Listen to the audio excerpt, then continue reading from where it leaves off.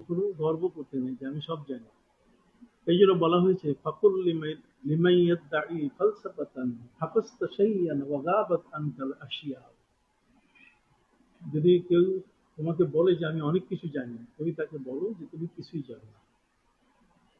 ফাকুল লিমাই ইয়াদদাই ফালসাফাতান, যদি কেউ দাবি করে যে আমি জ্ঞানের দার্শনিক হিসাবে আমি সব জানি, তুমি তাকে বলে দাও হাফাজতা শাইয়ান, শাইয়ান লিতানকির, লিতানকিস, নাকেরা, ঠিক আছে, যে তুমি বিন্দু মাত্র জানছো। গাবাত আনকাল আশিয়াও, জগতের এখনো কোটি কোটি, ঠিক আছে, তার চেয়েও বেশি হিসাবে যেগুলো আসে সেগুলো অসংখ্য গণিত বিষয়ের জ্ঞান এখন তুমি জানো। ঠিক আছে, এই জন্য বান্দার কাছে, মানুষের কাছে যে জ্ঞান আসে সেই জ্ঞানটা কখনো ব্যক্তির কাছ থেকে আসে, ব্যক্তির কাছ থেকে যে জ্ঞানটা আসে সেটা অনেক সময় তিনি যদি নির্ভরযোগ্য না হন তাহলে সঠিক তথ্য জ্ঞানটা পাওয়া যায় না। সঠিক তথ্য যে জ্ঞানটা সেটা কি পাওয়া যায় না। সেই সঠিক জ্ঞানটিকে পাওয়ার জন্য, প্রাপ্তির জন্য সেখানে মতাবাদ, মতামত, নির্ভরযোগ্য, গ্রহণযোগ্য ব্যক্তি হওয়া একান্ত কি। আর গ্রহণযোগ্য ব্যক্তি হতে গেলে তার পক্ষে সমর্থন থাকতে হবে, অর্থাৎ তাকে হাজার হাজার মানুষ তাকে মনে করে যে হ্যাঁ তিনি তার যে কথাগুলো বলেন সে কথাগুলোর মধ্যে কোনো মিথ্যা নাই। কিন্তু কেউ যদি তার কথার মধ্যে মিথ্যা বলে ফেলে আর যদি হাজার কোটি মানুষ তার সমালোচনা করে তাহলে সে মুনকার, সে হবে আমাদের সমাজের মধ্যে একজন মুনকার, অর্থাৎ অগ্রাহ্য ব্যক্তি। ঠিক আছে, আর সে যদি তার জ্ঞানের গভীরতা না থাকার কারণে কোনো কথা বলে ফেলে আর সে সাধারণ মশহুদ যে জ্ঞানটা পৃথিবীতে প্রচলিত আছে তার যদি বিপরীত হয় তাহলে সেটাতে সে কাজ্জাব হয়ে যাবে। কি হয়ে যাবে? কাজ্জাব। ঠিক আছে, তো একজন ব্যক্তি ঠিক এই ধরনের জ্ঞানের ক্ষেত্রে কাজ্জাব হয়ে যাওয়ার পরিমাপ কিন্তু এখনো আছে, কিন্তু আমরা সেগুলো দেই না। ঠিক আছে, তো জ্ঞান এমন একটি বিষয় যে জ্ঞানটার মধ্যে মালুমাতের একটা ব্যাপার আছে।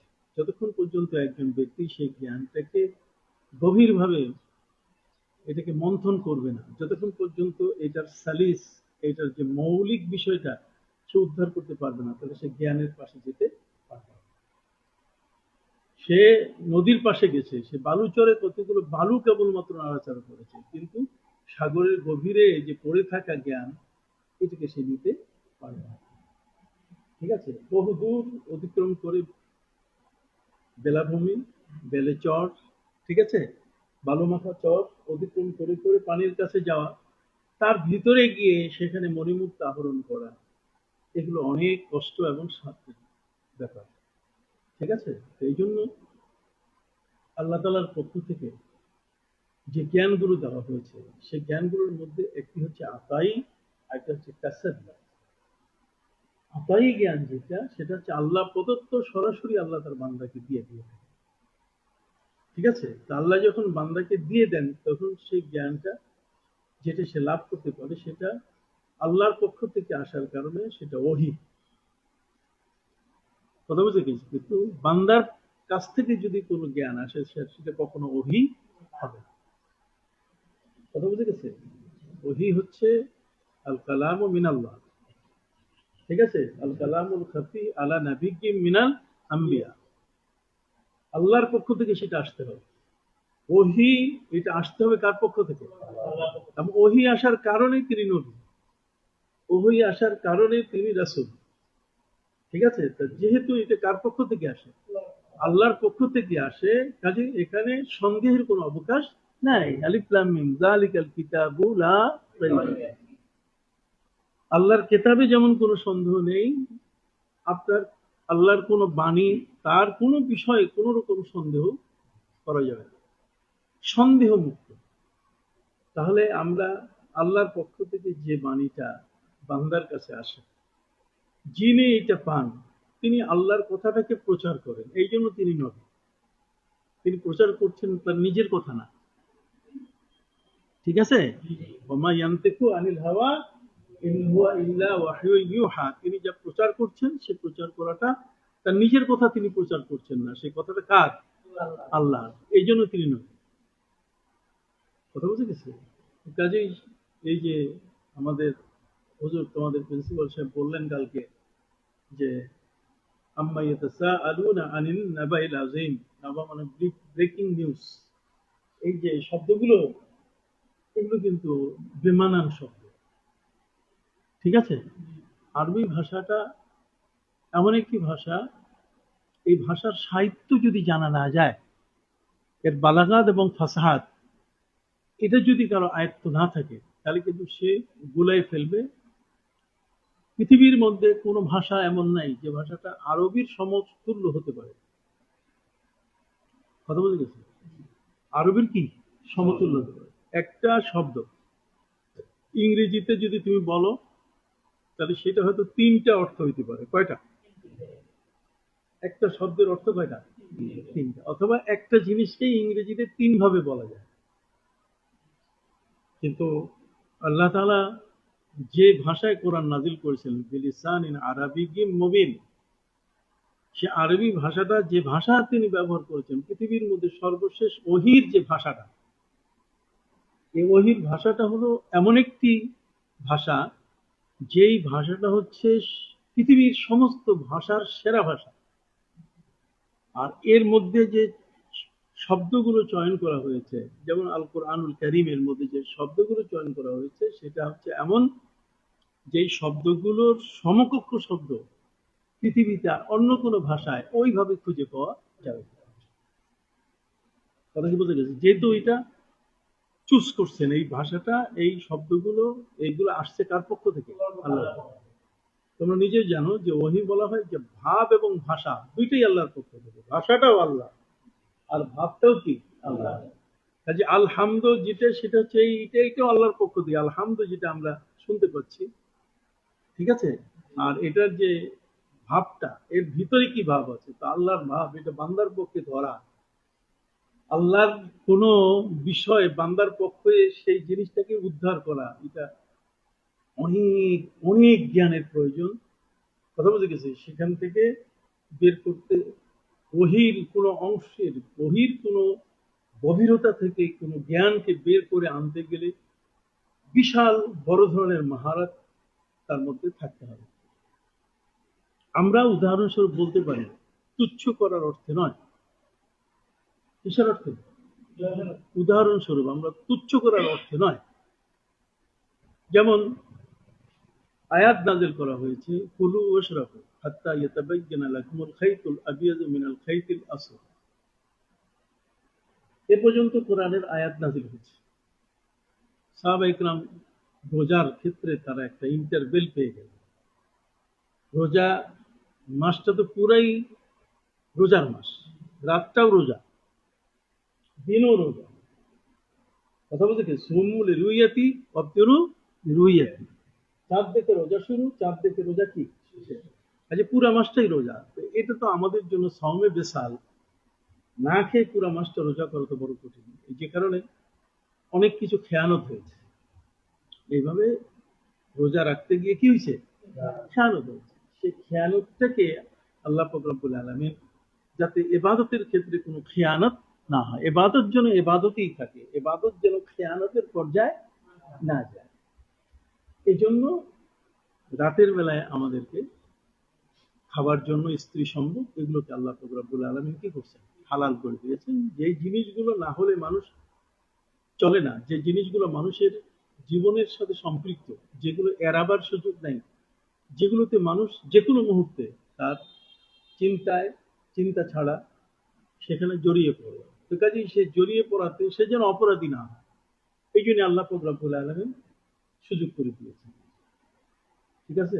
এবং বলে দিয়েছেন ওয়া আতিম্মুস সিয়ামা ইলাল লাইল, ওয়া আতিম্মুস সিয়ামা ইলাল লাইল, রোজা পালন করবে রাত আসা পর্যন্ত। কিন্তু রাত না, রাতের মধ্যে রোজা না, রাত কিন্তু রোজার অন্তর্ভুক্ত না। ইযা কুনতুম ইলাস সালাহ ফাগসিলু উজুহাকুম ওয়া আইদিয়াকুম ইলাল মারাফিক। ইলাল মারাফিক বলতে গেলে এই উজু করতে গেলে এই যে হাত, এটা যে তার সীমানা, কিন্তু এই সীমানার মধ্যে এখানে এই সীমানা পর্যন্ত আসলেই হবে না, এবং সীমানার পরে এসে এই এই পর্যন্ত উজু করে ধুয়ে ফেলতে হবে। কেন? কারণ হচ্ছে দুটোর জেন্স যদি এক হয়, ইলার মা কাবাল এবং ইলার মা বাদ, দুটো যদি এক জেন্স হয়, যেটা ধুইতে বলা হচ্ছে সেটা একটা হাত, হাতের একটা অপর অংশ এখানে আছে, আর হাতের আরেকটা অংশ ধুইতে বলা হচ্ছে, অতএব এখানে ইলা শব্দটা আসছে। কথা বুঝে গেছে? আর এখানে বলা আছে যে কুমতুম ইলা সালা ফাকসিলু উজুহাকুম ওয়া আইদিয়াকুম ইলাল মারাফিক। তো মেরফাকের যে ব্যাপারটা সেটা কিন্তু আগে পরে হাতের অংশ আছে, জেন্স একটাই। আর সুম্মা আতিম্মুস সিয়ামা ইলাল লাইল, এখানের মধ্যে লাইল আর সিয়ামের যে দিনটা, দুটো এক জিনিস না, এক জিনিস না। এই জন্য রোজার ক্ষেত্রে আমাদেরকে ইফতার করতে হবে এমন এক সময় যেটা দিন শেষ রাত শুরু, অর্থাৎ রাতটা যেন রোজার ভিতরে না আসে। এটা নিয়ে অনেক ইফতার, যে কারণে কেউ কেউ 15 মিনিট আগে ইফতার করে ফেলে, যেহেতু রাতটা আবার কোনটা। এখন বর্তমান প্রযুক্তি বিজ্ঞানের যুগ, এটা সহজ হয়ে গেছে।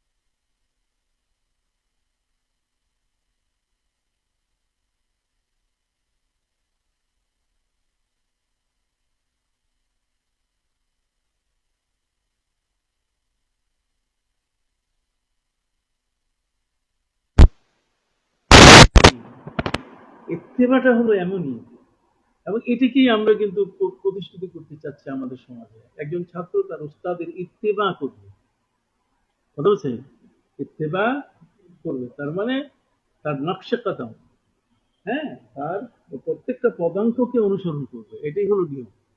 তো সাহাবা ইকরাম তাদের নবী করিম সাল্লাল্লাহু আলাইহি ওয়াসাল্লাম রোজা রাখতে বললেন, বললেন যে তোমাদের জন্য একটা সুযোগ এসেছে, আর সেটা হচ্ছে তোমরা খাইতে থাকো, পান করতেই থাকো, যতক্ষণ পর্যন্ত কালো সুতার মধ্য থেকে সাদা সুতা বের না হয়।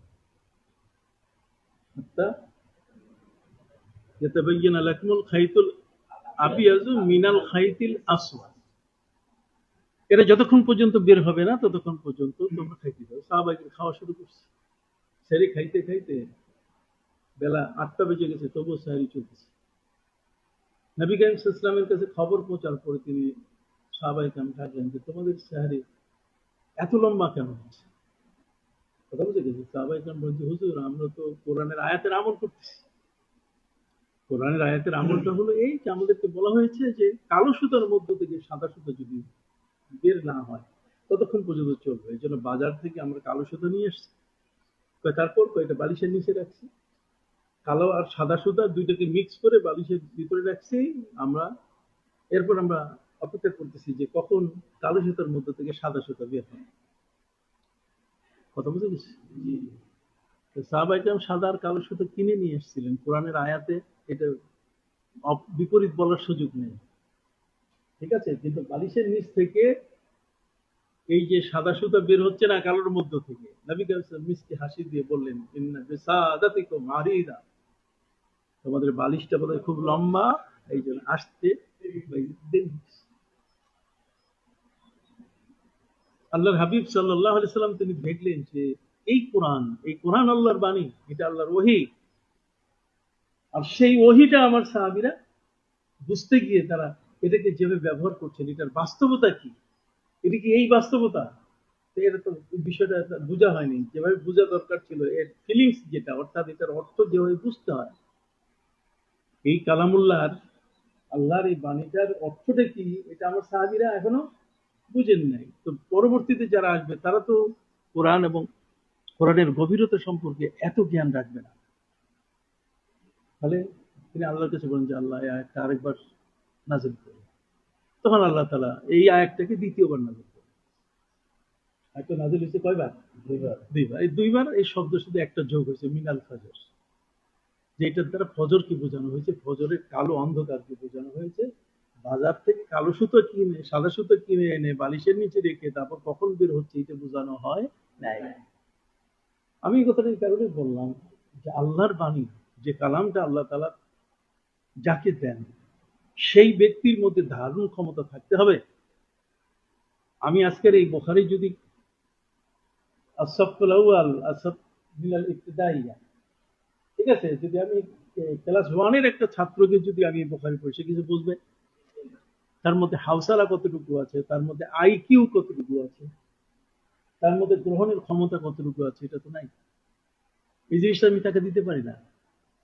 তোমাদের মধ্যে ঘুরে আসতে আসতে আসতে আসতে আসতে আসতে ঠক্কর খাইতে খাইতে আজ 10, 12, 15, 16 বছর যাওয়ার পর এখন তোমাদের মধ্যে একটা যোগ্যতা সৃষ্টি হচ্ছে, তাই না? এই কথাগুলোকে এখন নিতে পারো তোমরা। অথচ আমার ড্রাইভার সেদিন বসা ছিল, ও তো কিছু বোঝেনি। আমি কি বলতেছি ও তো কিছু বোঝেনি। ও তো মনে করছে যে আমি গ্রামের একটা ওয়াজ শোনাই দিয়ে তোমার কাছ থেকে চলে যাব। কি বলো? লাইলি মজনুর একটা ওয়াজ শোনাই দিয়ে আমি তোমাদের কাছ থেকে চলে যাব। আমার ড্রাইভার তো মনে করছে এটাই বোধহয় আমি তোমাদেরকে পড়াই। আসলে না, তোমাদের স্তরটা, অবস্থানের স্তরটা, এইটা তোমরা ইবতিদায়ী স্তর থেকে দাখিল স্তরে, দাখিল স্তর থেকে তোমরা আলিম স্তরে, আলিম স্তর থেকে তোমরা ফাজিল স্তর, ফাজিল স্তরটা থেকে কি কামিল স্তর, এটা জ্ঞানের স্তর। এই জ্ঞানের স্তরটাকে তোমাদের আইকিউ অনুযায়ী তোমাদেরকে এই সমস্ত কিতাব দেওয়া হয়েছে। এটা সহজে সবাই পারবে না। আমি বুখারী এখন যদি আমি একটা মাহফিলে গিয়ে পড়ানো শুরু করি, এই জনগণ আর কখনো আমাকে দাওয়াত দিবে না। কথা বুঝে গেছি? তার কারণ তাদের যে উপযুক্ততা, সেই উপযুক্ততা অনুযায়ী এখানে আমি তাদেরকে বলছি না, এটা আচ্ছা তার চেয়ে অনেক আপার, অনেক হায়ার, অনেক উপরের কথা। কথা বুঝে গেছে? তো কাজে ওহির যে ব্যাপারটা, এটার মাধ্যমে তোমরা এখন জ্ঞানের স্তরটা পর্যালোচনা করো। এখানে তোমরা যারা আছো সবাই কিন্তু এক পর্যায়ে নয়। তোমাদের ভিতরে কিন্তু কি আছে? তফাৎ আছে। গ্রহণের ক্ষেত্রে তফাৎ আছে, জানার ক্ষেত্রে কি আছে? তফাৎ আছে। আমি যে বলছি কেউ তোমার পিছনে হয়তো একটু ঘুমাবার চেষ্টা করতে, বা চোখ আস্তে করে ছোট হয়ে যাচ্ছে, তার মানে তোমার অ্যাটেনশন নাই, এটাও হইতে পারে। তাই তুমি একটা জিনিস যেটা আমি বলছি সেটা তুমি নিতে পারলে না, তুমি নিতে পারলে না, এটা ধারণ করতে পারলে না। তো ওহির ব্যাপারটা হলো যে আল্লাহ তাআলা তাকেই দিয়েছেন যিনি আল্লাহর এই বাণীটাকে নিয়ে লিয়ুবাইয়িনা লাহুম ওয়া আরসালনা মির রাসূলিন ইল্লা বিলিসানি কওমিহি লিয়ুবাইয়িনা লাহুম।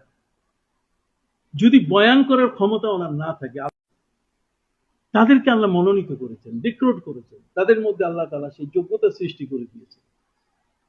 কথা বুঝে গেছে? এখন এই যোগ্যতা এখানে যদি এখন বলা হয় যে এটা আমাদের সময় বা বাংলাদেশ প্রতিদিন পত্রিকার একজন ওই গ্রাম থেকে উঠে আসা একটা মানুষ সে এই সমস্ত জ্ঞান রাখে, এটা অসম্ভব।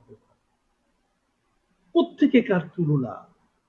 এই জন্য আমরা অনেক সময় নিজে একটা ভাবনা কি শুনতেছি না, এমন একটা বিষয় যে বিষয়টা আল্লাহ তাআলা গোপন ভাবে আলা নাবিয়্যিম মিনাল আম্বিয়া ওয়াল কালামুল খাফি আলা নাবিয়্যিম মিনাল আম্বিয়া, ইলামুল কালামিল খাফি আলা নাবিয়্যিম মিনাল আম্বিয়া।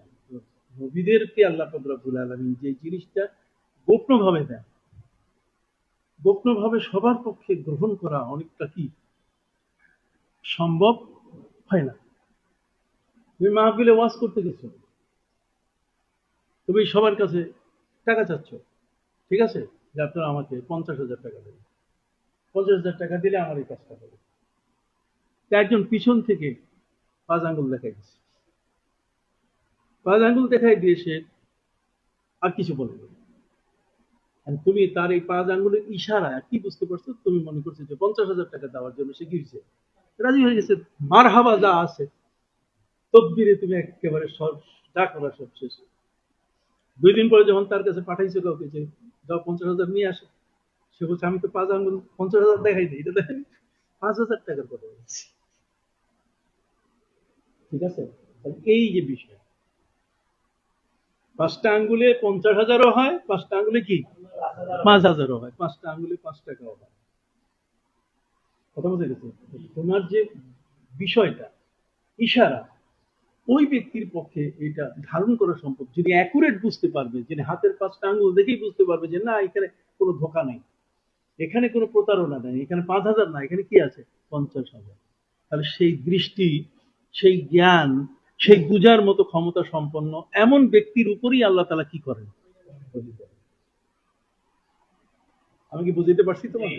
হ্যাঁ, এটাকে খুব সাধারণ ছোট করে দেখা যাবে না। ইমাম বুখারী ওহীটাকে নিয়ে আসছেন প্রথমে কেন? প্রথমে ওহীর আলোচনাটাকে নিয়ে আসার পেছনে কারণটা হলো যে এইটাকে আগে ধারণ করতে হবে।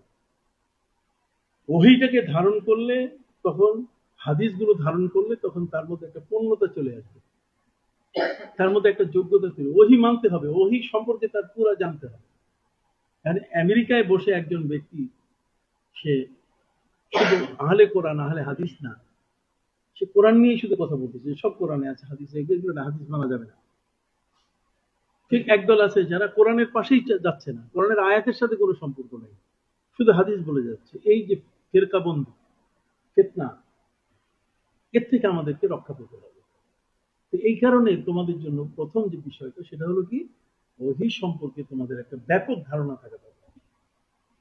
ঠিক আছে, যে এটা কোনো বান্দার কথা নয়। এমনি বান্দা যে কথাগুলো বলে সেগুলা কালামুন নাস, এগুলো কালামুল বাশার। আর কালামুল বাশারের মধ্যে মানুষের মুখ থেকে যে কথাটা বের হয় সে কথাটা অ্যাকুরেট অনেক সময় যেভাবে আসা দরকার সেভাবে কি আসে না। উপস্থাপনা ভিন্ন ভিন্ন হতে পারে, একজনের মুখ থেকে সে বলতে চেয়েছে একটা, তার মুখে আসছে আরেকটা। কথা বুঝে গেছে? তাহলে এই যে কথা স্লিপ অফ টাং, ওহির ক্ষেত্রে কোনো স্লিপ নেই। ওহির ক্ষেত্রে কি নাই, আমি কথা বলতে গিয়ে সেখানে যে কথাটা আমি বলে ফেলছি, আমি সেই কথার উপরে আমি সরি বলছি, কিন্তু আল্লাহ যে কথা বলছেন সে কথার মধ্যে কোনো সরি কি নেই।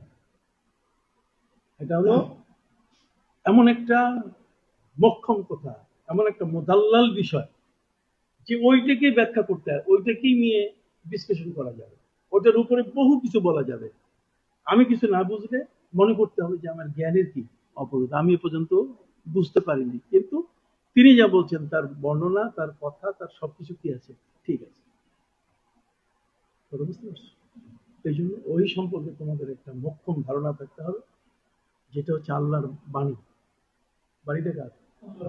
আর এই বাণীটা তিনি যাকে দিচ্ছেন, তিনি এই পৃথিবীর কোন সাধারণ সাংবাদিকের কাছে দিচ্ছেন না, তিনি দিচ্ছেন তার চুজ করা, তার নির্বাচিত, তার মনোনীত মুস্তাফা, ইস্তাফা, মুস্তাফা তার মানে তার পক্ষ থেকে কি করা, চয়নকৃত এমন একজন মহান ব্যক্তি যাকে দেওয়া হচ্ছে, তিনি এটার কখনো কোন রকম খেয়ানত করবেন না।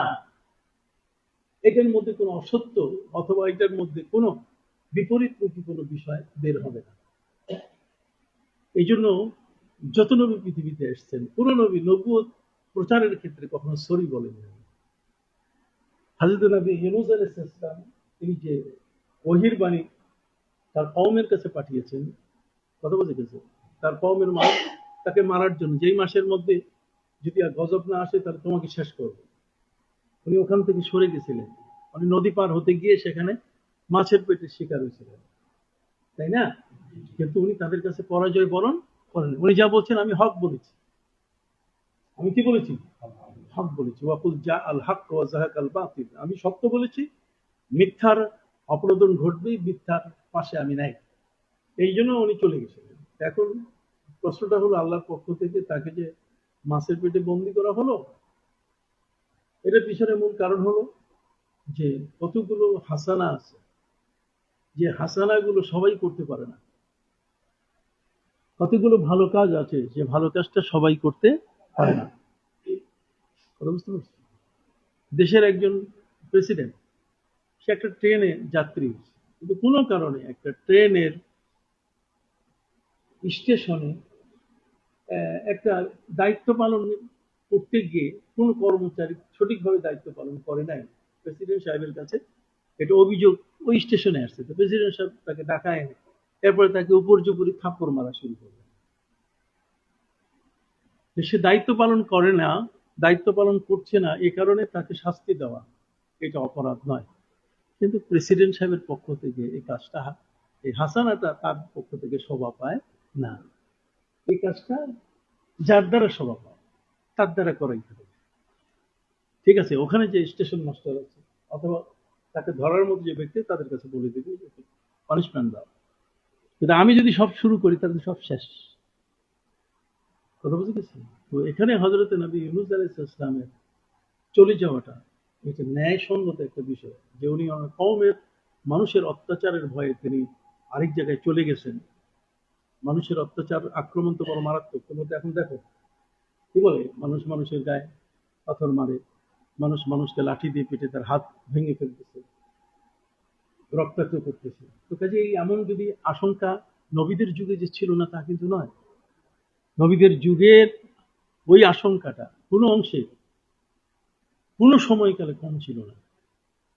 অতএব হযরত নবী ইউনূস আলাইহিস সালাম তিনি চলে গেলেন, তিনি আর এই গ্রামে থাকবেন না, এটা ন্যায়সঙ্গত একটা সিদ্ধান্ত ছিল। কিন্তু সেই সিদ্ধান্তটা আল্লাহ তাআলা পছন্দ করেননি। হাসানাতুল আবরার সাইয়্যাতুল মুকাররাবিন। ঠিক আছে, সব হাসানা সবার জন্য শোভা পায় না। ঠিক আছে, এটা যে যার যে স্তরে করা দরকার সে সে স্তরে করবে। এই জন্য আমি তোমাদেরকে যে বিষয়টা আজকে ব্যাখ্যা সহকারে বলতে চাচ্ছি সেটা হলো যে ওহী হচ্ছে, এটা হচ্ছে এমন একটা কালাম, এটা কিন্তু কালাম, আল কালামুল খাফি, নট কেতাবাত। এটা কিন্তু লেখা বলা হয়নি। এখানে যে ওহীর কথা বলা হচ্ছে সেখানে কিন্তু লেখার কথা বলা হয়। তাহলে ওহী আর কেতাবতের মধ্যে পার্থক্য কি তোমরা দেখবে। আমাদের প্রিয় নবী সাল্লাল্লাহু আলাইহি ওয়াসাল্লাম ছাড়া পৃথিবীতে যতগুলো কিতাব, যত নবীর উপরে ছোট বড় কিতাব আছে, সহিফা, আসমানি কিতাব আছে, এগুলো কিন্তু সব কিতাবের পর্যায়ে। এগুলো একটাও কিন্তু কালাম না, এগুলো কি কিতাব। কালামুল্লাহ এবং কিতাবুল্লাহর মধ্যে কি আছে পার্থক্য। যদিও কোরআনকে বলা হয়েছে আল মাকতুব ফিল মাসাহিফ, এটা সংরক্ষণের ক্ষেত্রে, কিন্তু মূলত এটা কালামুল্লাহ। কালামুল্লাহ এবং কেতাবুল্লাহর মধ্যে পার্থক্য হলো, কেতাবুল্লাহ হলো যেটি আল্লাহ তাআলা কোনো একটা লিখনির মাধ্যমে সেই যুগের সেই ভাষায় তার নবীর উপরে প্রেরণ করে। যেমন হযরত মুসা আলাইহিস সালামের কাছে তার কওম যখন চাইল যে আপনি আমাকে একটা স্বতন্ত্র আসমানি কিতাব দেন, আমার কওম মানতেছে না, ওরা তো খালি শর্ত দেয়, লান নাসবিরা আলা তাআমিন ওয়াহিদ, একটা খাবার খাইতে চায় না, মানে উল্টা যা আছে। মাদ্রাসার মধ্যে এরকম যদি একজন ছাত্র থাকে তো পুরো মাদ্রাসা শেষ। যদি বনি ইসরাইল যদি একজন থাকে, কথা বলে না, বনি ইসরাইল একজন যদি ছাত্র থাকে তাহলে আর ওই মাদ্রাসা চালাবার সুযোগ না। এসে বলবে লান নাসবিরা আলা তাআমিন ওয়াহিদ, এই ডাইল প্রতিদিন খাবো না।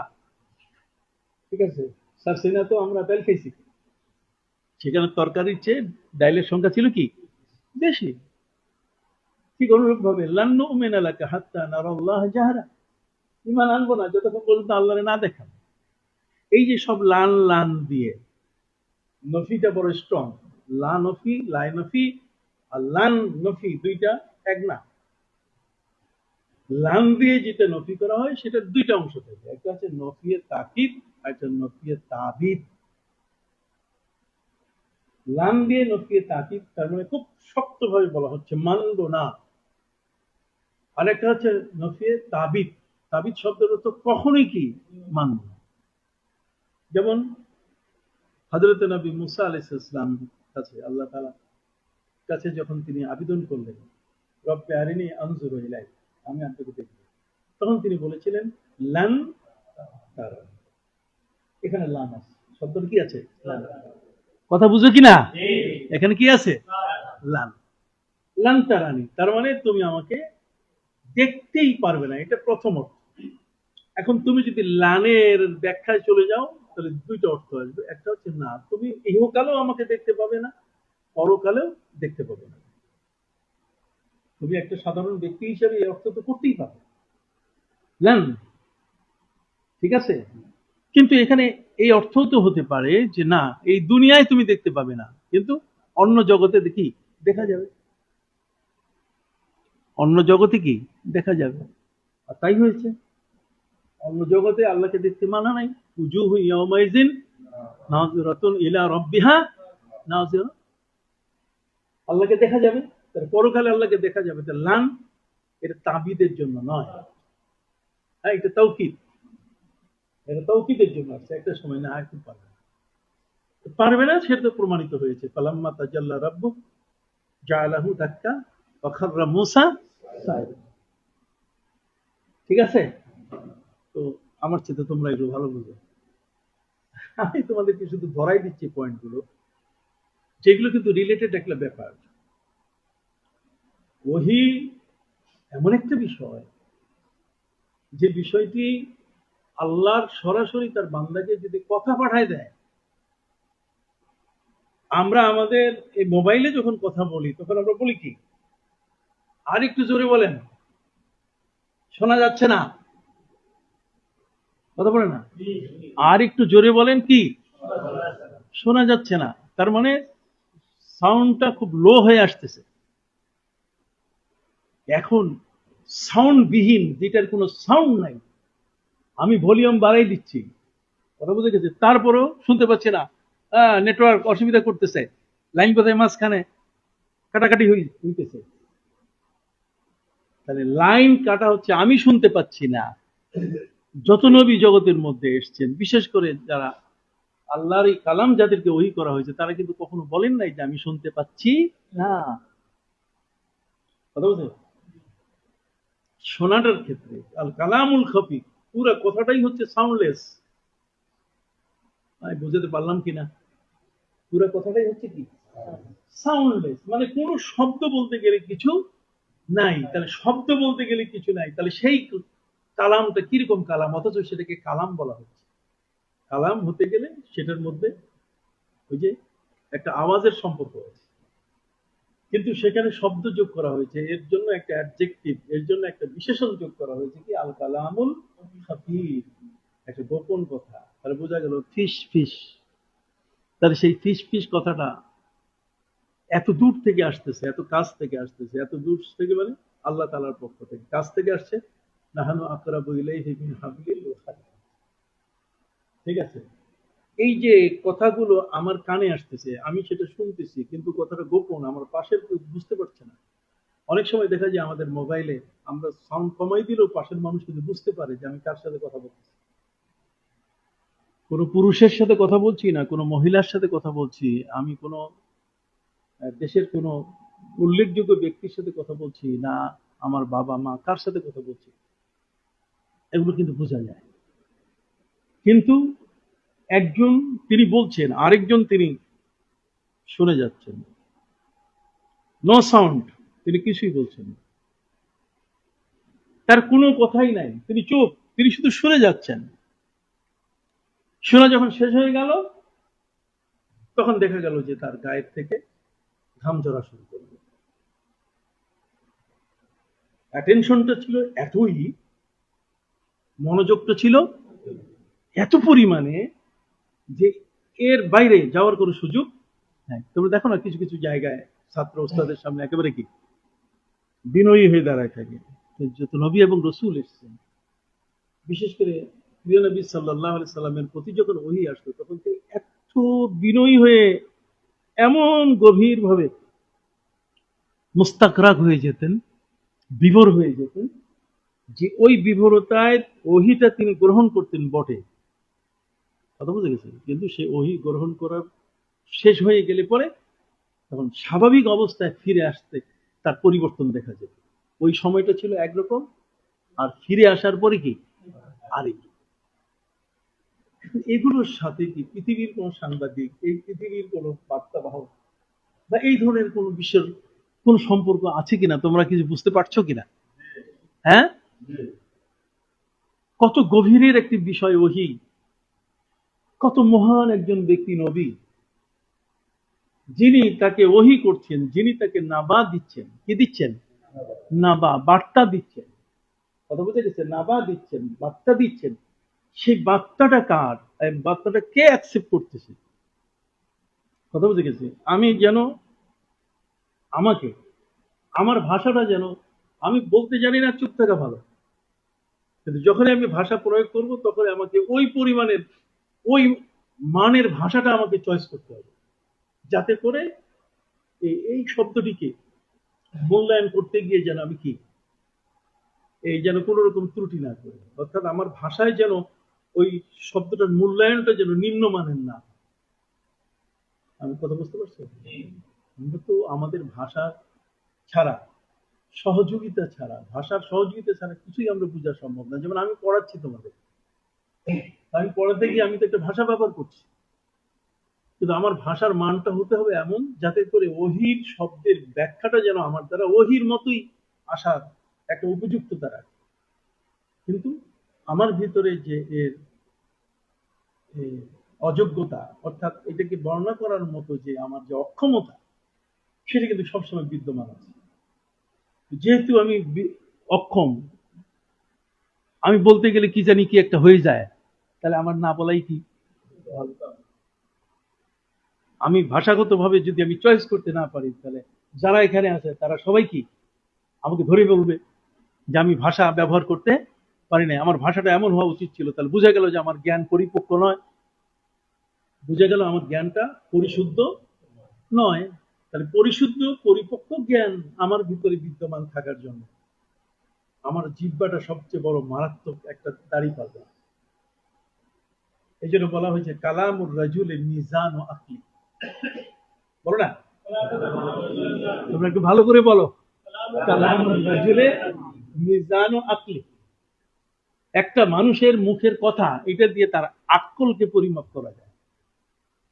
সে আকলমান কতটুকু, তার জ্ঞানের গভীরতা কতটুকু, সে বাচাল না সে ভালো জ্ঞানী, এই বিষয়টাকে পরিমাপ করা যাবে কি দিয়ে? কোথায় যেন সাবধান।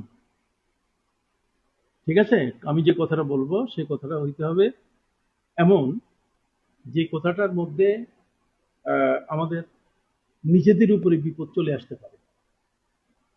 ঠিক আছে, আল বালা ও মুআক্কালুম বিল মানতিক, বলো না, মুআক্কালুম বিল মানতিক, কথা বলার উপরে মানুষের উপর কি আসে? বিপদ আসে।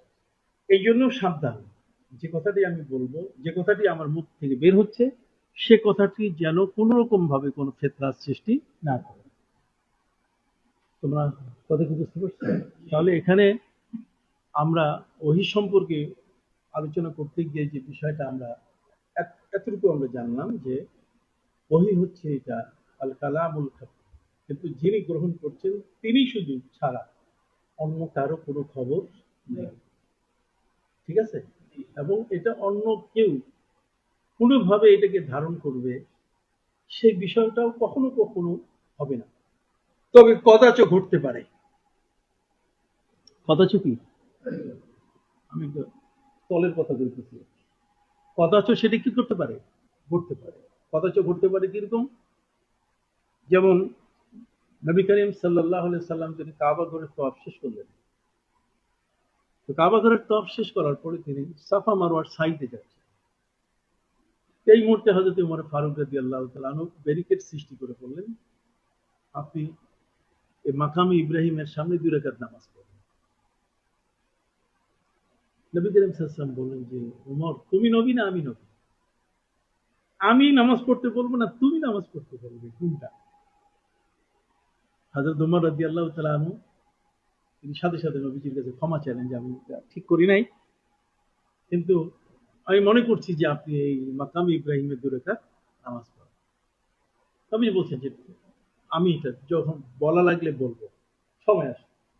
কিন্তু নবীজি যখন কদম মোবারক তুলে সাফার দিকে যাওয়া শুরু করছেন, তখন জিবরিল আমিন এসে ব্যারিকেড সৃষ্টি করছে। একে তাৎক্ষণিকভাবে জিবরিল আমিন এসে উনি বড় শুনলেন যে হুজুর আল্লাহ আপনাকে 2 রাকাত নামাজ পড়তে বলেছেন, ওয়াত্তাখিযু মিন মাকামি ইব্রাহিম মুসাল্লা। তো ওয়াত্তাখিযু মিন মাকামি ইব্রাহিম মুসাল্লা। এখন তোমরা যারা আলেম মানুষ, তোমরা তো সর্বোচ্চ ডিগ্রি, এরপরে কেউ কিন্তু উস্তাদ হবে না, তোমরাই উস্তাদ হবে, তাই না? এরপরে কেউ উস্তাদ হবে না। তোমরা এমনি যদি কোথাও ইউনিভার্সিটি যাও, তোমরা তো যোগ্যতা নিয়ে সেখানে যাবে, ওরকম একটা লেকচার তুমিও দিতে পারবে, কথা বোঝা না? কিন্তু বিষয় যেটা সেটা হলো যে এই দুটোর মধ্যে হযরতে ওমর যে কথাটা বললেন, আর সেই কথাটা পরবর্তীতে হযরত জিবরিল আমিন এসে একইভাবে একই বিষয় নবী করিম সাল্লাল্লাহু আলাইহি ওয়াসাল্লামকে বাধা দিয়ে নামাজ পড়তে বললেন। এখানে ওমর কি জিবরিল? জিবরাইল কি ওমর? কথা বলে না। ওমর জিবরাইলও না, আর জিবরাইলও কি না ওমর। তাহলে ঘটনা কি ঘটছে এর ভিতরে? ওমর যেটা বললেন জিবরাইলের পরেই চলে আসবে। এটার পিছনে মূল কারণ হচ্ছে যখন কোনো ব্যক্তি তার ইত্তেবা করে, ঠিক আছে, আর যখন কোনো ব্যক্তি মামুরে শরিয়ত, ভাষা বুঝো কিনা জানি না, কোন ব্যক্তি যখন শরীয়তের পাবন্ধ হয়, আসাদ্দুহুম ফি আমরিল্লাহি ওমর, আমলের ক্ষেত্রে, আকীদার ক্ষেত্রে, বিশ্বাসের ক্ষেত্রে ওমরের সাথে কারো তুলনা নয়। সেই ওমর নবী করিম সাল্লাল্লাহু আলাইহি ওয়াসাল্লামকে অনুসরণ করতে করতে করতে করতে, যে ওমর নবীর মাথা নেওয়ার জন্য এসেছিলেন, যে ওমরকে আরবের মানুষ রেডি করেছিল নবীকে মেরে ফেলার জন্য, সেই ওমর এখন এমন হয়ে গেলেন, ওমর নবীকে বলছেন যে এটা নামাজ পড়েন। এই পজিশন, এই অবস্থানটা তার আসলো কিভাবে? ওমর কি এখন সাধারণ ব্যক্তির মধ্যে আছেন?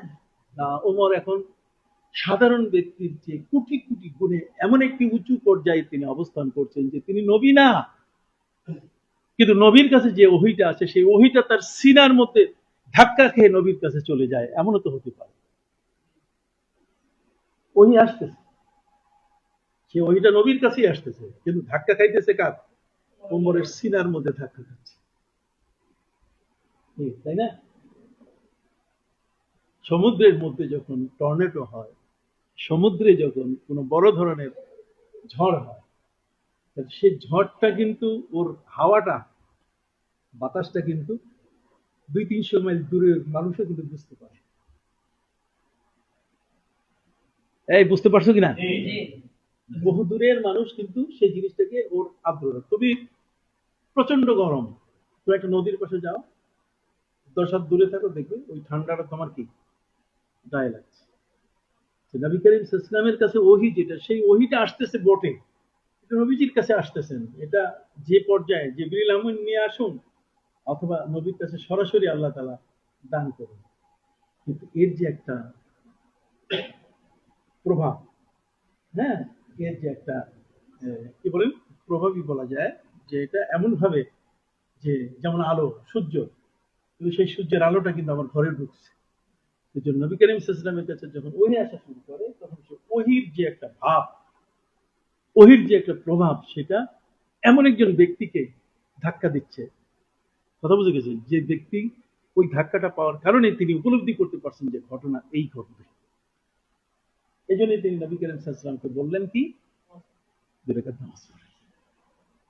ঠিক আছে, তাহলে তার অবস্থানটা এমন একটি পর্যায়ে চলে গেছে যেখানে ওহীটাকে উপলব্ধি করার মতো একটা ক্ষমতা তার মধ্যে চলে আসছে।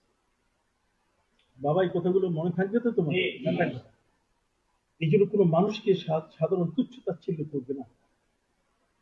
এই অলিরা, তাদের মধ্যে যে একটা আশ্চর্য ধরনের ক্ষমতা দেখা যায়, কারামত, বুঝে গেছে, সেই কারামতের বিষয়টাই হলো যে একটা হচ্ছে এলহাম, আর একটা হচ্ছে ওহী, এলকা, কত কিছু আছে, কথা বুঝে গেছে। তো সেগুলো আমরা তোমাদের সাথে আলোচনা করবো। আমি তো আগেই বলছি যে আমি তোমাদের সাথে যখন কথা বলবো তখন সেই বিষয়গুলোর গভীরতায় যাওয়ার চেষ্টা করব, যাতে করে তোমরা একটা কিছু তোমাদের মধ্যে ধারণ করতে পারো।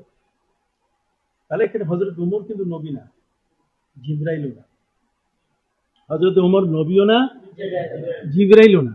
হযরত ওমর হলেন নবীর কি সাহাবী, কিন্তু তার অবস্থানটা ছিল এমন যে তার আমলিয়াতের পর্যায়ে তার আকীদা এবং বিশ্বাসটা ছিল এত মানে ওভার কনফিডেন্ট, শুধু সেলফ কনফিডেন্ট তা কিন্তু না। সেলফ কনফিডেন্সের অর্থ হলো আমি বিশ্বাসী, আর ওভার কনফিডেন্স তার মানে এতে কোনো সন্দেহ নাই, একেবারে এত বেশি বিশ্বাস। এই বিশ্বাসটাকে উনি লালন করতেন। নবী সাল্লাল্লাহু আলাইহি ওয়াসাল্লাম যে একজন হক নবী, তিনি যে সত্য নবী, তার কাছে যে ওহী আসে এটার মধ্যে যে কোনো ভেজাল নাই, এটা যে নির্ভেজাল, এই সবটাকে লালন করতে করতে করতে করতে এমন একটা পর্যায়ে চলে গেছেন যে লোহার লোহার কালো রং আর কালো নাই, আগুনের সাথে মিশে যাওয়ার কারণে কি হয়ে গেছে, লাল হয়ে গেছে। কথা বুঝে গেছে? আগুনের সাথে মেশার কারণে কি হয়ে গেছে, লাল গেছে। লাল হওয়াটা এটা লোহার স্বভাব নয়। লোহার স্বভাব হলো শক্ত হয়ে থাকা। লোহার স্বভাব স্বভাব কি, শক্ত হয়ে থাকা। কিন্তু সেই লোহার স্বভাবটার পরিবর্তন আসতেছে কিসের মাধ্যমে, আগুনের মাধ্যমে। তখন সে আর লোহা থাকে নাই, তখন কি হয়ে গেছে, আগুন হয়ে গেছে, লাল হয়ে গেছে। তোমার কি কথা বুঝো? এই জন্য কখনো কখনো কোনো ব্যক্তি এমন আছে যে তার জীবনের কিছু পর্যায়ে সে আমল আখলাক তারবিয়াত তার নিজের ভিতরে প্রতিষ্ঠিত করার কারণে তার চিন্তাধারা, তার ভাব, তার এই ধরনের অনুসরণের চিন্তাধারা তাকে এমন একটা পর্যায়ে নিয়ে যায়, নিয়ে গেলে পরে তখন ওই মানুষটা তখন আর সাধারণ লেভেলে থাকে না, তখন তার হাত আল্লাহর হাত হয়ে যায়, তখন তার জবান কার জবান হয়, আল্লাহর জবান হয়ে যায়। ঠিক তাই না? তখন তার পা কার পা হয়ে যায়, আল্লাহর পা হয়ে যায়। বুঝো না বুঝো না? এখনো একটা পর্যায়ে গেলে তো আল্লাহর হাত হওয়া মানে কম না। তখন তো ইয়াদাহুল্লাতি, হ্যাঁ, এই যে তাখুজু যেটাতে সে ধরে ধারণ করে। তো এই জন্য আল্লাহ পাক রব্বুল আলামিনের দরবারে কোন একজন ব্যক্তির মর্যাদার অবস্থান, এই মর্যাদার অবস্থানটা এটা কখনো কখনো আমলের ক্ষেত্রে একটা মানুষের মধ্যে চলে আসে। কথা বুঝছে? এই জন্য হযরত ওমরের অবস্থাটা কিন্তু এমন হয়েছিল, এবং সেই অবস্থাটা প্রায় 21টা জায়গায়, কত, তারিখুল খোলাফার মধ্যে 21টা জায়গায়, আমি বিবরণ দিতে গেলে তোমাদের ওহির আলোচনা পিছিয়ে পড়বে। তাহলে আমরা ওহি সম্পর্কে জানলাম কি, যে ওহি হলো এটা একটা কালাম। তবে মনে রাখতে হবে কিতাবত লেখা আর কালাম কথা দুইটা এক জিনিস না। লেখা আর কথা কি এক। লেখাতে আসে একরা, আর মানে কথাতে আসে একরা, আর লেখাতে আসে কি কলম। এই জন্য সূরা ইকরাও আছে, আবার সূরা কলম আছে। সূরা ইকরাও আছে, সূরা কি কলম আছে। ইকরার মধ্যে সেখানে কিন্তু বলে দেওয়া হয়েছে ইকরা ও আকরামুল, আছে না, ইকরা ও রব্বুকাল আকরামুল্লাযী আল্লামা বিল কালাম আল্লামাল ইনসানা মা লাম ইয়ালাম। এই জন্য কলম মারাত্মক, কলম গোয়া কে মান শাহে জাহানা। কলম বলছে পৃথিবীর বাদশা তো আমি না লিখলে রায় হয় না, আমি না লিখলে কিতাব তৈরি হয় না। ঠিক আছে? আমাকে না হলে কেউ জ্ঞানটাকে পিজরার মধ্যে বন্দী করতে পারে না। কেন? আল ইলমু সাইদুন ওয়াল কিতাবাতু লাহু কাইদুন। ইলম হচ্ছে একটা চিড়িয়া পাখি, আর এটাকে বন্দী করতে হয় কি দিয়া, লেখা দিয়া, কলম দিয়ে। এই জন্য তোমাদের কাছে কি আছে, কলম আছে। সুবহানাল্লাহ। হ্যাঁ? কোরআনের বাস্তবতা এত চমৎকার, এগুলো সব মনে রাখবে। এখন কিতাবত, কিতাবত হচ্ছে হযরত মুসা আলাইহিস সালাম যখন তার কওমের এই লান নাসবিরা আলা তাআমি ওয়াহিদ লান নুমিনা, মানি না, তাহলে কি মানো? তাই কিতাব আনেন, আল্লাহকে দেখান, প্রকাশ্যে আল্লাহকে কি দেখান, দরকার হলে তুর পাহাড়ে যাবো, অসুবিধা নাই। ঠিক আছে? তো মুসা আলাইহিস সালাম আল্লাহর কাছে চাইলেন যে আল্লাহ আপনি আমাকে একটা কিতাব দেন। আছে আল্লাহ সবসময় বান্দার প্রতি সদয়, সে যেভাবে সহজ আমল করে আগাতে চায়, আল্লাহ তাআলা তার পথে কখনো বাধা সৃষ্টি করেন না। তাতে মুসা আলাইহিস সালামকে বললেন যে তুমি কাজ করো, তোমাকে তুর পাহাড়ে 30 দিনের চিল্লায় থাকতে হবে। কয়দিনে? 30 দিনে চিল্লায় থাকতে হবে। এই 30 দিন তুমি চিল্লা করবে। তোমার চিল্লাটার শর্ত আছে। শর্ত হলো এই যে তুমি কারোর সাথে কোনো কথা বলতে পারবে না। তুমি তো কালিমুল্লাহ, তুমি খালি কথা কও, ঠিক আছে? তুমি শুধু কি কথা বলো। তো তুমি কথা বলতেই থাকো, কিন্তু কথা তোমার বন্ধ রাখতে হবে কতদিন? 30 দিন তোমাকে রোজা পালন করতে হবে। হযরত মুসা আলাইহিস সালামের 30 দিন রোজা ছিল, তার কি কথা বন্ধ রাখা। তো তারপর 30 দিন যেদিন শেষ হবে, এই দিনটা তোমার হচ্ছে আসমানি কিতাব নাজিল হওয়ার একটা টাইম ডিউরেশন, একটা সময়। তুমি যেদিন তুর পাহাড়ে উঠবে সেদিন থেকে তোমার সময় শুরু হবে, আর এটা চলবে একাধারে কত? এই 30 দিনের মধ্যে আমি তোমাকে আসমানি কিতাব দিয়ে দিব। মুসা আলাইহিস সালাম আসমানি কিতাব পাওয়ার জন্য 30 দিনে তিনি চিল্লা করার জন্য চলে গেলেন তুর পাহাড়ে। নবী রাসূলদের চিল্লা ছিল পাহাড়ে, আর আমাদের চিল্লা হয় এখন অন্য জায়গায়। কথা বুঝে নাই?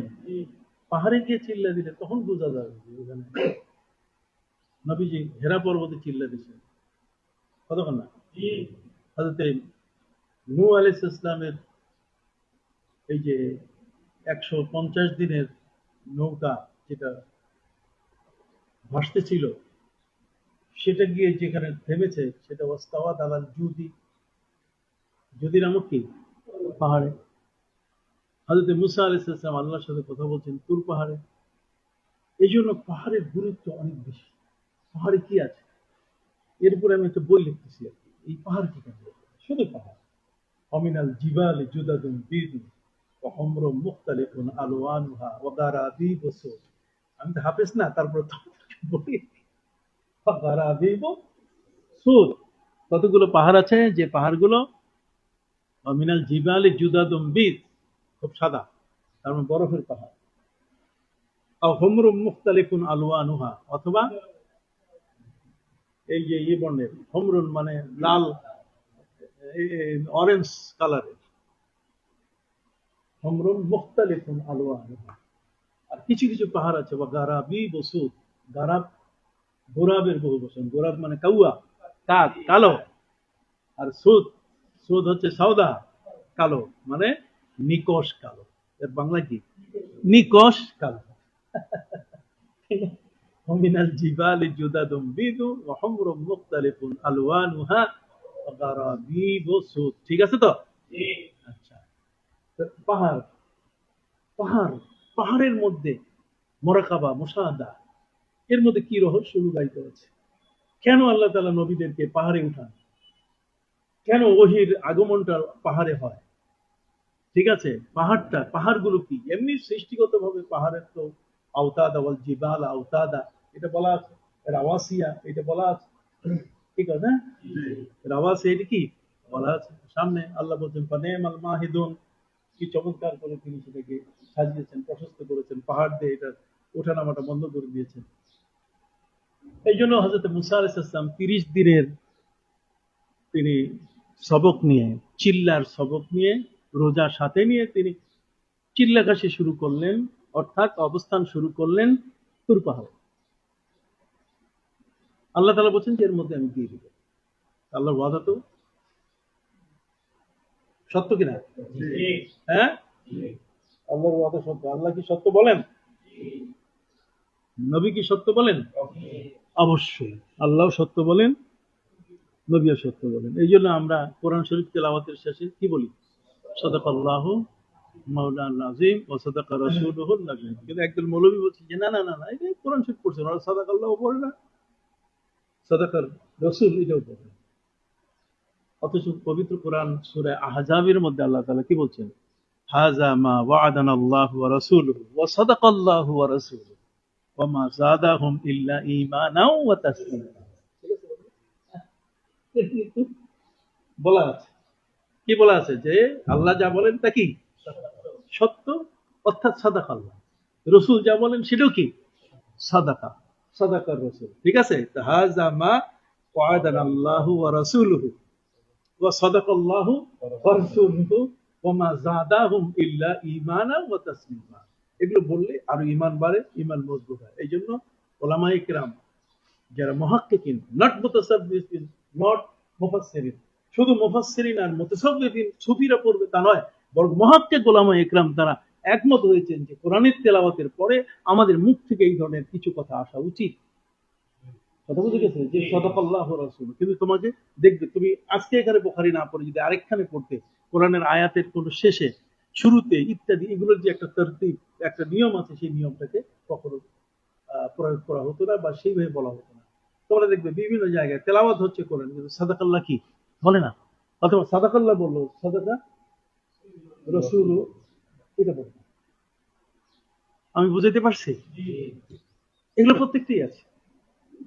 আলহামদুলিল্লাহ তোমরা তাহিলি মাদ্রাসা করতেছো।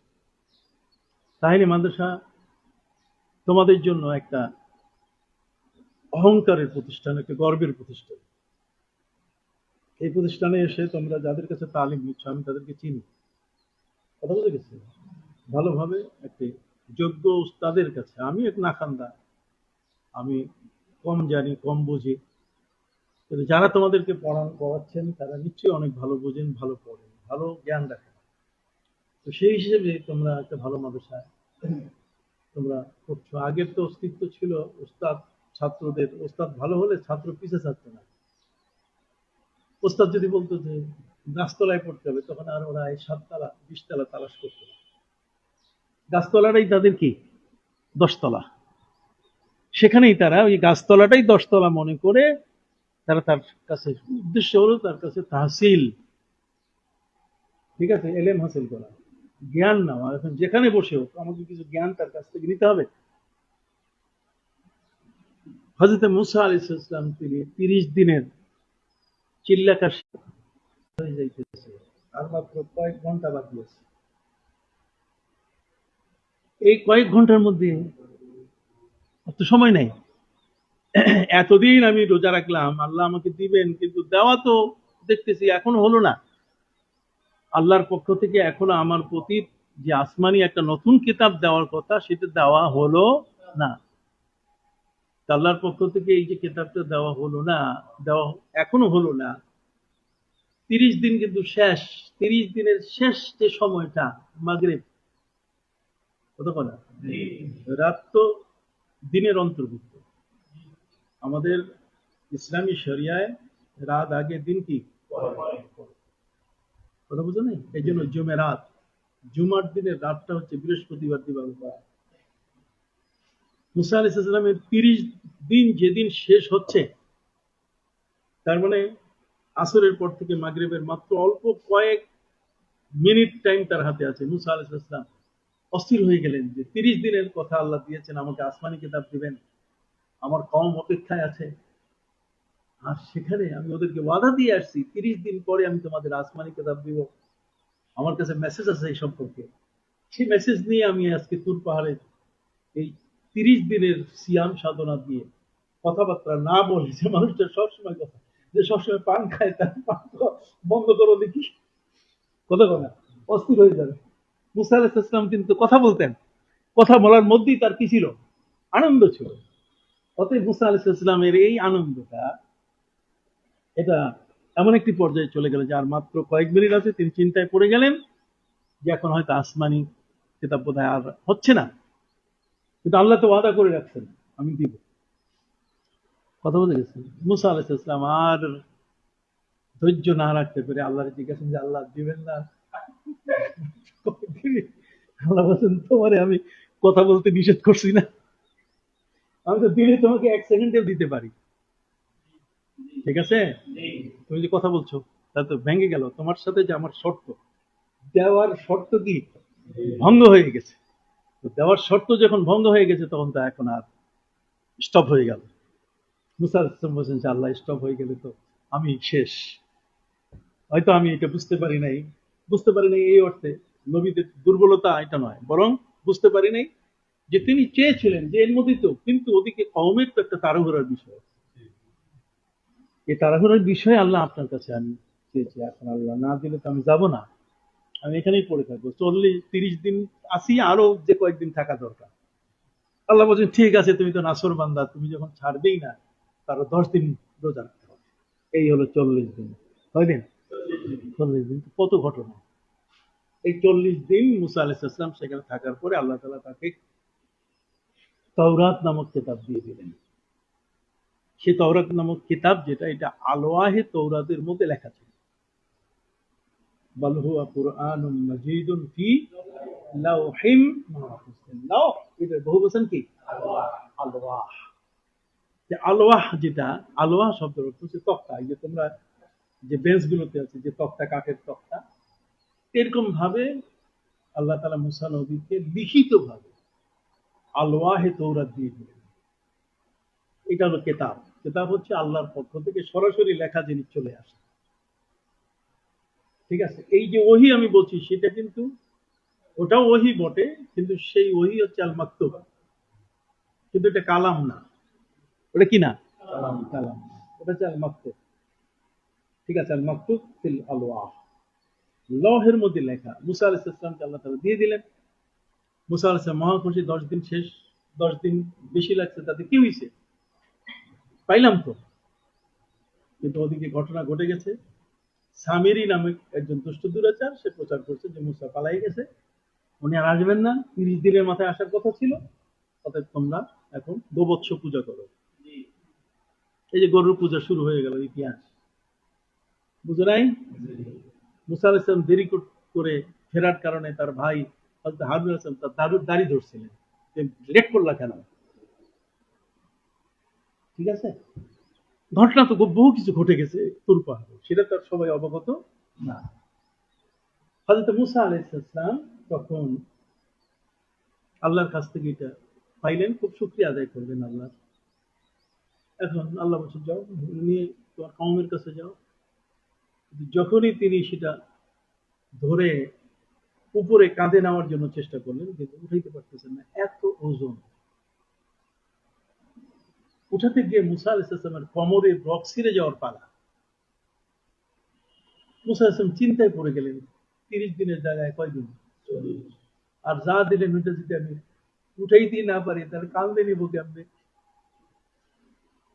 কাঁধে নেওয়ার জন্য যেটা উঠাবার শক্তি নাই, সেটা কাঁধে নেওয়া যাবে না। এটা তো কম ওজন না, আমার তো সব শক্তি শেষ। তিনি আল্লাহকে বলছেন, আল্লাহ দিলেন তো দিলেন, এমন জিনিস দিলেন যেটা এখন আমি উঠাইতেই পারতেছি না। আল্লাহ বলেন সাহায্য নাও, সাহায্য গ্রহণ করো। কার কাছে? জিবরিল আমিনের কাছে। উনি জিবরিলকে ডাকলেন, জিবরিল ভাই আসো, এটা আমার কান দিয়ে উঠাই দাও। জিবরিল আমিন আসলেন। আসার পরে জিবরিল আমিন ওটা উঠাইতে গিয়ে তারও কোমরের রক ছিঁড়ে যাওয়ার পালা। বিকট চিৎকার দিলেন, যেটা উঠানো সম্ভব না, এত বড় ভাই। আল্লাহ তাআলা বলেন, আল্লাহ জিবরাইল যেটা উঠাইতে পারে না, ওটা আপনি আমার উঠাইতে কইছেন, এটা কেমনে কি হবে? আল্লাহ বলেন জিবরাইলকে বলো তার 70,000 ফেরেশতা তার পাইক পেয়াদা আছে। পাইক পেয়াদা বুঝাও? আরে আড্ডালি বলো বা সহযোগী বলো, বা আমাদের দেশে দিয়ে বলে না, কে বলে বাড়িতে যে কাজ করে, আর কর্মচারী। ফেরেশতারা নিশ্চয়ই কর্মচারী নন, কিন্তু তারা জিবরাইলের কথার অনুসরণ করে। 70,000 ফেরেশতা দিয়ে জিবরাইল বলছে আসো একসাথে হেইও, সুন্দরবনের কাঠ, ঠিক আছে, এটা নৌকায় উঠাইতে হবে। বড় বড় মোটকা নিয়ে যায় না বাওয়ালি, যারা বাওয়ালি বোঝে না, বাওয়ালি চেনো না? চেনার তো কথা। 70,000 ফেরেশতা একসাথে হেইও করে যখন উঠানো শুরু করছে, নড়ে না, সবারই কোমরে রক ছিঁড়ে যাওয়ার পালা। তখন হযরত মুসা আলাইহিস সালাম আল্লাহর কাছে বলেন যে আল্লাহ, জিবরাইল পারলেন না, জিবরাইলের 70,000 ফেরেশতা তার সাথী সঙ্গী কেউ পারলেন না, এইটা আপনি আমার উঠাই দিতে বলছেন, এটা আমার কম কিভাবে নিব, আর কিভাবে ওরা এটা আমল করবে, কিভাবে পড়বে? তখন আল্লাহ তাআলা তাকে বলে দিলেন, মুসা আমি এখন বলছি এটা তুমি নিজে নিজে উঠাইতে পারবে, জিবরাইল লাগবে না। আমি তোমাকে একটা জিনিস বুঝাবার জন্য বলছি যে কালামুল মুলুকে মুলুকুল কালাম। কি বলো? কালামুল মুলুকে মুলুকুল কালাম। রাষ্ট্রের প্রধান যখন একটা কথা বলবে, সেই কথাটা কিন্তু সারা দেশের কথা হয়ে যায়। রাষ্ট্রের প্রধান যদি বলে যে এটা আমি লিখে দিলাম এই অংশ, তাহলে এটা হবে যে গোটা দেশের মানুষ ওটা দিয়ে দিচ্ছে। কথা বুঝে গেছে? কালামুর রাজুলে, হ্যাঁ মানে কালামুল মুলুকে মুলুকুল কালাম। কথা বুঝে গেছে? কাজী একজন ব্যক্তি, মহান আল্লাহ যে কথাটা বলেন, মালিক যে কথাটা বলেন, আল্লাহর যে কথাটা, এটা হচ্ছে সারা জগতের সমস্ত কথা। অতএব সেই কথাটা একটা সাধারণ কথা নয়। এটা ওই পেপার পত্রিকায় কোনো সাংবাদিক লিখে ছাপাই দিছে ওই কথা না। এটা হচ্ছে আল্লাহর কথা। আল্লাহর কথা এত ওয়েটফুল, এটা তুমি যেমন উঠাইতে পারো নাই, তোমার জিবরাইলও উঠাইতে পারে না, তোমার জিবরাইলের সাথে আর 70,000 ফেরেশতাও উঠাইতে পারে না। এটা এত ওয়েটফুল। আমি একটু উদাহরণ দিব তোমাকে। হ্যাঁ, উদাহরণ দিব। সৌদি আরবের বাদশাহ বাংলাদেশের প্রেসিডেন্টের কাছে একটা চিঠি লিখতেছে। কারণ সেই চিঠিটাকে একটা অর্ডিনারি বক্সে, একটা ডাক অফিসে ওই চিঠিটা ফেলাই দিবে, যে ওইটা পিয়ন কান্দে করে করে করে এরোপ্লেন পর্যন্ত নিয়ে আসবে, প্লেন থেকে আবার বিমানবন্দরে আসবে, আসার পরে আবার কান্দে করে করে ওই ব্যাগের মধ্যে নিয়ে আবার হেড পোস্ট অফিসে আসবে, ওখান থেকে আবার যাবে প্রেসিডেন্টের কাছে, এরকম না। সৌদি আরবের বাদশা চিঠি পাঠাচ্ছে আরেকটা দেশের প্রেসিডেন্টের কাছে, তখন সে নিশ্চয়ই একটা আলাদা স্পেশাল ব্যবস্থা করবে। সে আলাদা একটা প্লেন দিবে, ওই একটা চিঠি, একটা কাগজের চিঠি, কিন্তু তার লেখা হচ্ছে সোনালী হরফে, তার কলমটাও আলাদা, তার প্যাডও আলাদা, সে বহন করে যারা আসতেছে তাদের পোশাকও আলাদা।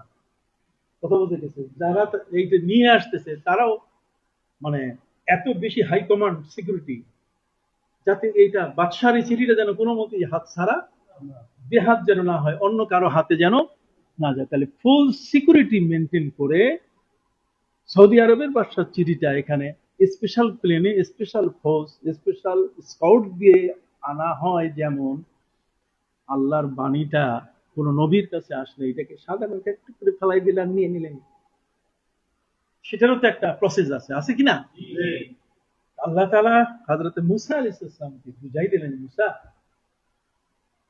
এই যে তুমি উঠাইতে পারলো না, এর আমি তোমাকে বুঝাইছি যে এটার ওয়েটফুল জিনিসটা, রাস্তার পথের জিনিসটা। কথা বুঝে গেছে? এটা মাহফিলের স্টেজে নাযিল হয় না। কথা বলো না, এটা একটা সাধারণ জিনিস না। তোমাকে বুঝতে হবে যে এটা কিন্তু ওয়েটফুল। এটা কার পক্ষ থেকে আসছে? মালিকের পক্ষ থেকে, মুলুকের পক্ষ থেকে আসছে। কালামুল মুলুক, কালামুল মুলুক, মহান আল্লাহ রাজাদিরাজ, তার বাণী এটা। এই বাণীটা সাধারণ না, খালি উঠাই নিলে আর চলে গেলা। আমি তোমাকে কিছুক্ষণ আটকাইছি, কিছুক্ষণ কি আটকাইছি বুঝাবার জন্য বিষয়টাকে, যে না এখানে কিছু আছে। তোমরা জানো খলিফা হারুনুর রশিদ জুবাইদাকে বিয়ে করছে কেন? খলিফা হারুনুর রশিদ জুবাইদাকে বিয়ে করছে এই কারণে যে খলিফা হারুন রশিদ একবার শিকার ধরার জন্য শিকারী হিসেবে তিনি এক জঙ্গলে গেলেন। তো যাবার পরে বর্তমান সময়কার রাস্তা পথে কত সুন্দর জুসের দোকান থাকে, পানির, আমাদের এখন বর্তমান তো মাম অমুক তমুক পানি পাওয়া যায়, তখন তো সেই ব্যবস্থা ছিল না। ফলে খলিফা হারুন রশিদ খুব পিপাসিত হয়ে পড়লেন, কিন্তু পাশের কিছু নেই। তবে দেখা যায় একটা আঙ্গুর বাগান, এই আঙ্গুর বাগানে মানুষ বাস করে। তার মালির কাছে যাই, উনি যদি একটু জুস খাওয়াই দেয় আঙ্গুরের, তাহলে জাহাপনা, তার সে পিপাসিত অবস্থা থেকে মুক্তি পাবে, পিপাসা মিটবে। নিয়ে গেছে। নিয়ে যাওয়ার পরে এখন উজির নাদির যা আছে সব মালিক ডেকে বলছে যে তোমার কপাল খুলে গেছে, আজকে খলিফা হারুন রশিদ তোমার বাগানে। সে তো বলছে যে আমার এই কৃতজ্ঞতা দেখাবার আর কোনো ভাষা নেই, বলার কোনো ভাষা নেই, আমি কি করতে পারি। তো বলছে যে ইয়ে করো, একটু আঙ্গুরের জুস টুস করে দাও, উনি খুব পিপাসিত। আলহামদুলিল্লাহ, এটা তো বড় ভালো কথা যে উনি আমার আজকে মেহমানদারি গ্রহণ করবেন। তো যাই নিজের স্ত্রীকে বলছে যে যাও, খুব সুন্দর করে খলিফা হারুন রশিদের জন্য একটা বড় গ্লাসে করে তুমি আঙ্গুরের রস বের করে দিয়ে দাও। আঙ্গুরের রস বের করে দেওয়া হলো গ্লাস ভর্তি, আর এটা খলিফা হারুন রশিদের সামনে দেওয়া হলো। কিন্তু খলিফা হারুন রশিদ যেভাবে তাকে পিপাসা ধরছে, ওই পিপাসা অবস্থায় এটা গ্লাসের জুস খাইতে গিয়ে উনি খাইতে পারতেছেন না।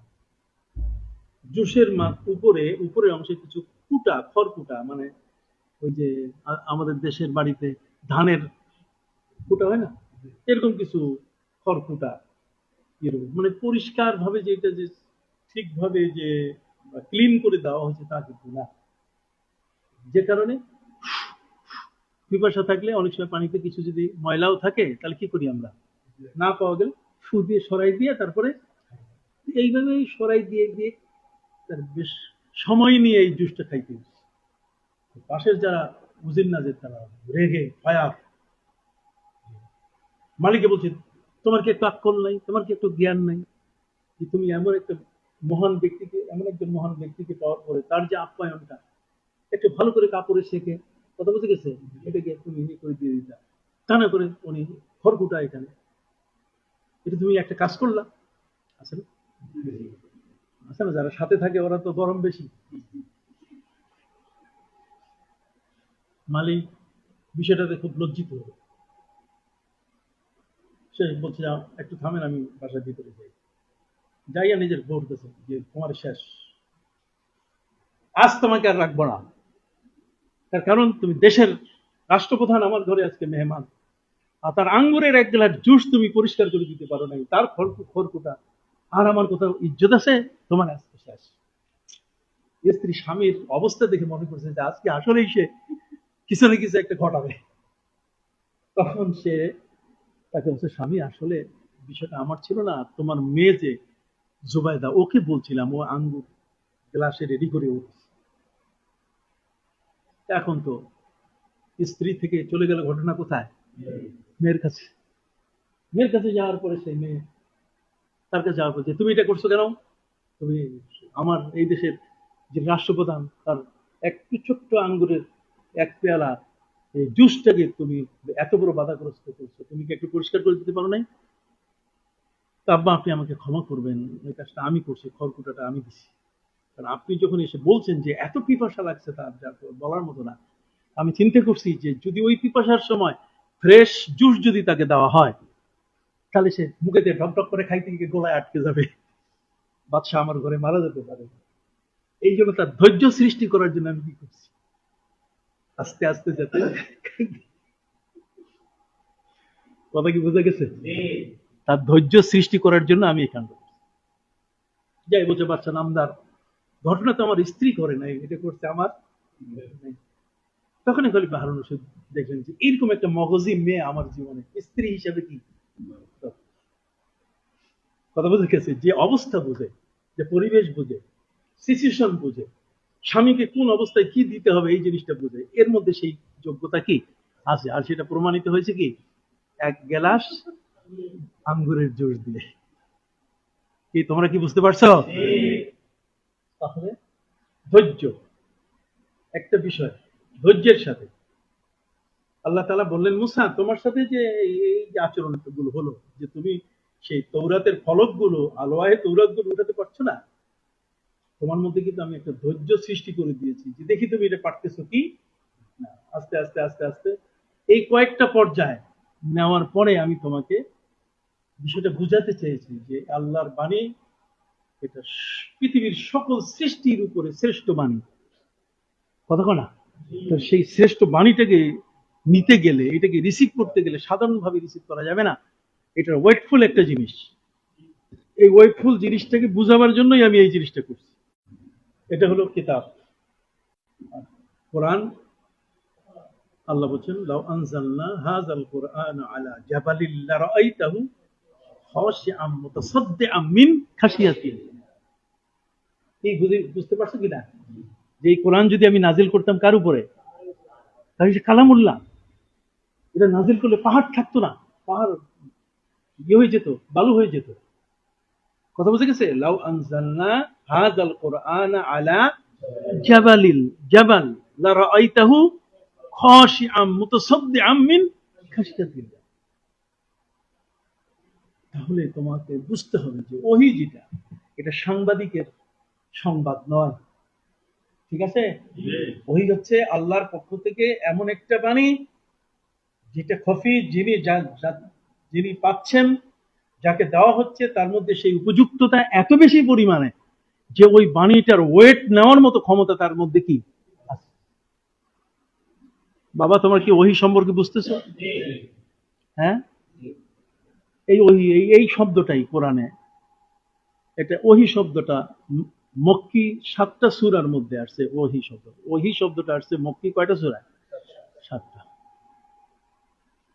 কথা কি বুঝতে পারছো? আর ফেলে মাজি আর ফেলে মোজারে, যেমন ওয়াআওহা রাব্বুকা ইলান নাহলি আনিত্তাখিযি মিনাল জিবালি বুয়ুতা, আওহা ওয়াআওহাইনা ইলা উম্মি মূসা। এই ধরনের ফেলে মাজি ফেলে মোজারে, এর থেকে এই ওহী শব্দটা পবিত্র কোরআনের মধ্যে এসছে 70 বার। কয়বার আসছে? সিগার সুরতে আসছে কত? 70 বার। আর ওয়াহি এই সুলাসি মাজদার এই সুরতে আসছে কয়বার? 7 বার। তবে 7 বার যেটা আসছে সেটা মক্কি সূরায় 7টা। আর মাজি আর মোজারের সূরার মধ্যে 64টা সূরার মধ্যে আসছে মাজি মোজারের সূরা, মানে মক্কি। আর 6টা সূরার মধ্যে আসছে মাজি আর মোজারের হিসাবে। কথা বুঝে গেছে? 6টা সূরায় মাজি এবং মোজারের হিসাবে এই ওহী শব্দটা এসছে। এটা মাদানী। এটা কি? কথা বুঝো? এই ওহীর নানা প্রকার আছে। এটা নিয়ে আগামীকাল কথা বলি। হ্যাঁ, হ্যাঁ, এই বুঝো কি বুঝো না? বুঝতে হবে।